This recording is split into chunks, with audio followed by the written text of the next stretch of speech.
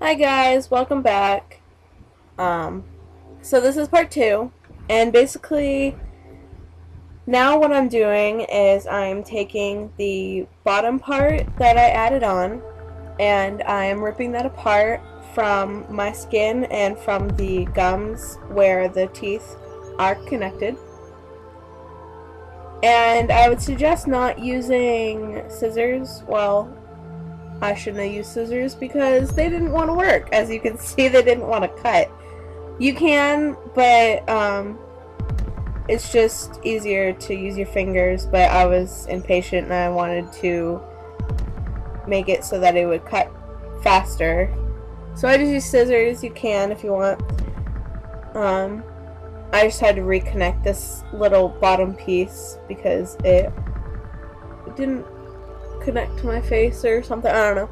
But anyways, so then you just want to let it get tacky. If this happens to you, you want to let it get tacky before you push it down, otherwise you're going to have to hold it in place so it dries.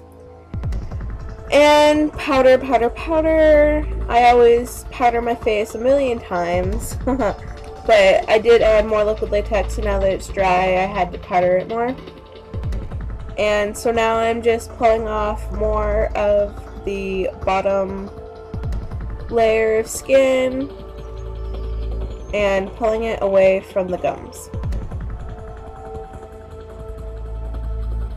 And hopefully this explanation makes sense and isn't too confusing. If it is, just leave a comment down below and maybe I can explain it better.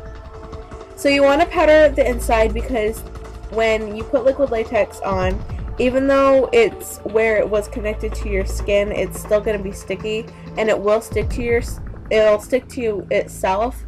And when liquid latex sticks to itself, it's like when saran wrap sticks to itself, it doesn't want to come apart.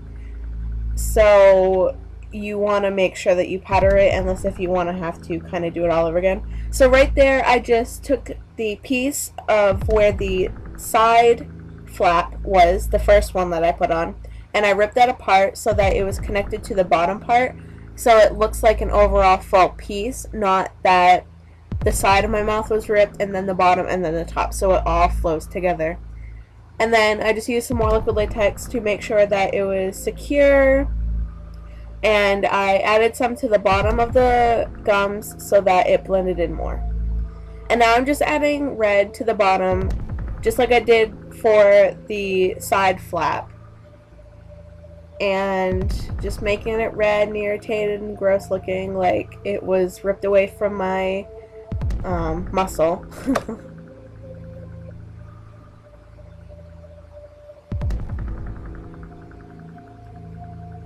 And now I'm going to be ripping the top part off, and it's exactly the same way as the bottom and the side.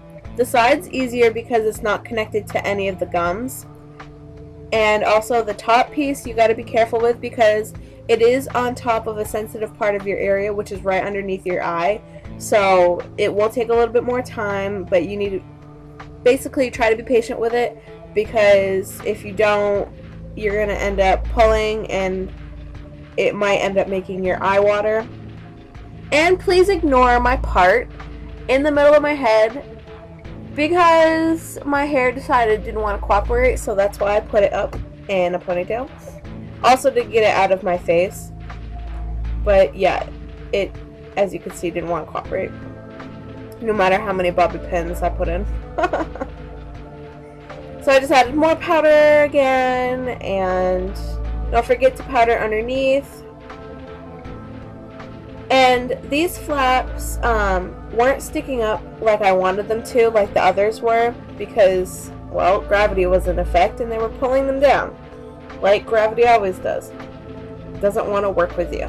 So basically I added some more liquid latex to the base of where the flap connected to the skin on the outside, and I pushed it back, and by doing this it would make it stay in place where I wanted it to.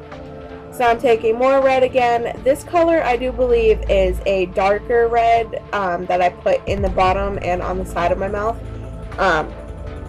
Basically it's a brick tone kind of red instead of just the other red that I used earlier, which was straight red, which is this one that I'm going to be putting on top.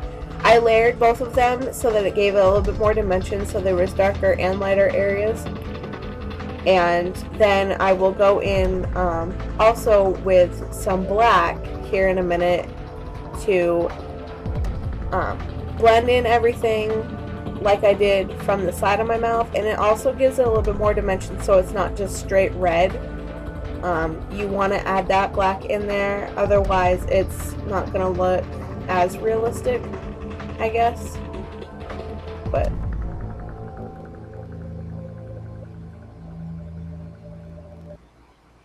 so like I said before, I'm just taking the black and I'm putting it over. I'm not completely covering it, I'm just putting it in some areas. As you can see, I'm not putting a lot on my brush. I'm kind of just I guess you could call it, I'm kind of just dusting it over, but it's cream makeup so you can't really dust it. So basically I'm just blending it in, making it darker, giving it more dimension, all that stuff. And yes, I realize I ramble a lot, but oh well. Sorry about that. And now comes my favorite part. Blood! And you can see that it did get a lot darker behind me. From the last clip it was bright outside, and now it's pretty much almost to the time where the sun is going down. That would be because dinner was ready and I was in the middle of doing this, and yes, I ate with it and I drank with it on my face. I had to use a straw because if I didn't, I'd get it all over myself. And eating was a bit of a chore because the tooth that was closest to my mouth kept hitting my fork, so that was kind of annoying, but it wasn't too big of a deal, and I just cleaned off the edges after I was done eating and it was fine. So if you are going to a party and you think about doing this look, that's great. You can eat, you can drink, as long as you have a straw, and it works perfectly fine. Later on I will be doing some other looks where you most likely won't be able to eat unless you try really hard, but you will be able to drink if you have a straw, because you know everybody has to stay hydrated, not dehydrated.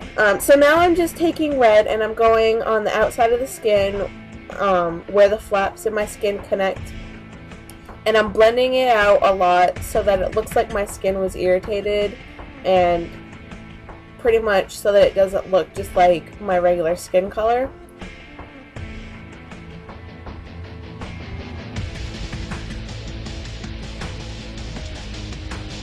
And then I added more blood on the bottom because that would be like a area where it would pool up in. And then I decided to splatter it on my face, and yeah, I got it in my eye a couple times.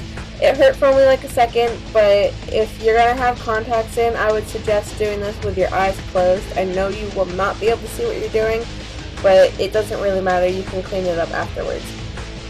You don't have to do the splatter effect. I just did to add to it. There might not necessarily be splatter effect, but ta-da! And see, it moves with my mouth. I would have liked to add more black to the bottom of it, but I didn't. You can make it darker if you want to, but so now it's even darker outside, and my parents actually wanted to watch me take it off my face, so I was just kind of waiting for them to get ready. As you can see, that was my dad. I'm like, no, stay over there, you're gonna get in camera. And it's very easy to take off. The only problem you're gonna have is it's gonna pull a little bit at the small fine hairs that you have on your face, because that's what liquid latex does. It doesn't hurt really that bad. It really honestly doesn't. It's like pulling a band-aid off, which isn't that bad. So, and that's what it looks like without that on, and that comes off very easily with soap and water. So I hope you guys enjoyed this video, and check out my future videos. Thanks for watching.